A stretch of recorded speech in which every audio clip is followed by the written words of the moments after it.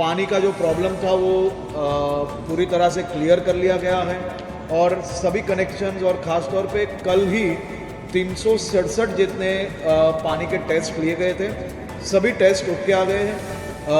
सभी मरीजों की देखभाल के लिए 22 डॉक्टरों की टीम बनाई है। इंसेंटिव स्पेशलिस्ट भी 3 लोगों को वहाँ पे रखा गया है। 5 एमडी की टीम भी 24 आवर्स वहाँ पे है। ગાંધીનગરમાં દૂષિત પાણીના કારણે 100 નવા ટાઇફોઇડના કેસ નોંધાયા છે અને 3 દિવસમાં 50% પોઝિટિવ કેસમાં વધારો નોંધાયો છે। એક તરફ આપણે સ્માર્ટ સિટીની વાતો કરી રહ્યા છીએ, પરંતુ સ્માર્ટ એક્ઝિક્યુશન જરા પણ જોવા નથી મળી રહ્યું। જે પ્રમાણે જે સ્માર્ટ સિટી યોજના છે તે ગાંધીનગરના જૂના સેક્ટરોમાં લાગુ કરવામાં આવી। આ સ્માર્ટ સિટી યોજના જે છે તેના અંતર્ગત જે પાઇપલાઇન નાખવામાં આવી એ સુખદ પરિણામ નહીં, પરંતુ દુઃખદ પરિણામ અને સમસ્યાઓ લઈને ગાંધીનગર વાસીઓ માટે આવી છે અને ટાઇફોઇડનો રોગ ફાટી નીકળ્યો છે, કેમ કે જે પાઇપલાઇનો નાખવામાં આવી તેમાં ગટરનું દૂષિત પાણી ભળી ગયું હતું અને તેના કારણે અત્યારે 100 જેટલા કેસો છે તે પોઝિટિવ નોંધાયા છે। ગાંધીનગરના સિવિલ સુપ્રિન્ટેન્ડન્ટે જે પ્રમાણે માહિતી આપી છે તે પ્રમાણે 3 દિવસમાં પોઝિટિવ કેસનો જે દર છે તેમાં 50% જેટલો જંગી વધારો નોંધાયો છે। ખાસ કરીને 1 થી 16 વર્ષની વયના જે બાળકો છે તે અત્યારે સૌથી વધુ આ સમસ્યાનો ભોગ બની રહ્યા છે। હાલમાં 104 બાળકો હોસ્પિટલના F2 અને E2 વોર્ડમાં સારવાર લઈ રહ્યા છે અને ટાઇફોઇડ માટે નવો એક આખો વોર્ડ નંબર 604 શરૂ કરવાની ફરજ પડી છે।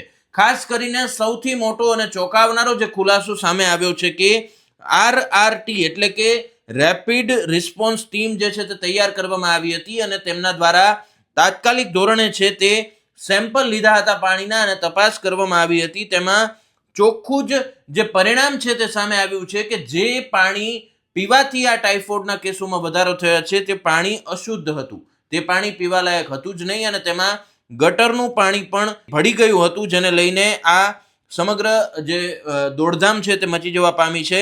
સમગ્ર બાબતને લઈને અત્યારે જો કાર્યવાહીની વાત કરીએ તો ગૃહમંત્રી અમિત શાહે કલેક્ટર સાથે ટેલિફોનિક વાતચીત કરી છે, સતત તેઓ મોનિટરિંગ કરી રહ્યા છે।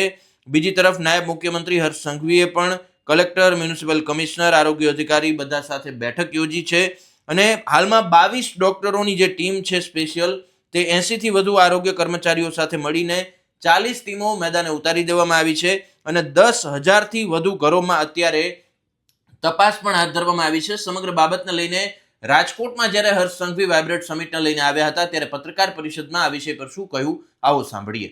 खास तौर पे उस पे जिला में पूरी एक टीम बनाई गई है, महानगर पालिका द्वारा भी पूरी एक टीम बनाई गई है। पानी का जो प्रॉब्लम था वो पूरी तरह से क्लियर कर लिया गया है और सभी कनेक्शंस और ख़ास तौर पे कल ही 367 जितने पानी के टेस्ट लिए गए थे, सभी टेस्ट ओके आ गए हैं। सभी मरीजों की देखभाल के लिए 22 डॉक्टरों की टीम बनाई है। इंसेंटिव स्पेशलिस्ट भी 3 लोगों को वहाँ पे रखा गया है। 5 एमडी की टीम भी 24 आवर्स वहाँ पे है। उसी के साथ ये सभी दर्दियों की खाने की व्यवस्था, वहाँ रहने की व्यवस्था भी सरकार और प्रशासन द्वारा की गई है। कल परसों 19 लोगों को डिस्चार्ज किया गया था, कल 16 लोगों को डिस्चार्ज किया गया है। आज भी सभी लोगों की देखभाल भी चल रही है और अच्छी तरह से सभी लोगों की ट्रीटमेंट चल रही है। केंद्रीय गृह मंत्री आदरणीय श्री अमित भाई शाह जी भी हॉस्पिटल से भी डायरेक्ट संपर्क में है, कलेक्टर से भी उनकी हर रोज़ बात हो रही है। आज सुबह ही उन्होंने अर्ली मॉर्निंग भी एक रिव्यू लिया है और सभी लोगों को पूरी तरह से व्यवस्था दी जा रही है। आभार। તો અત્યારે ડોક્ટરોની ટીમ સતત કામ કરી રહી છે, પરંતુ સવાલ એ થાય છે કે સ્માર્ટ સિટીના દાવાઓ આપણે કરી રહ્યા છીએ, પરંતુ જ્યારે આવી મોટી બેદરકારીના કારણે 1 થી 16 વર્ષના 100 કરતા વધારે બાળકો અત્યારે હોસ્પિટલમાં દાખલ છે, ત્યારે આ પ્રકારની બેદરકારીને તમે કઈ રીતે જોઈ રહ્યા છો તે કમેન્ટમાં જરૂરથી જણાવશો। નમસ્કાર।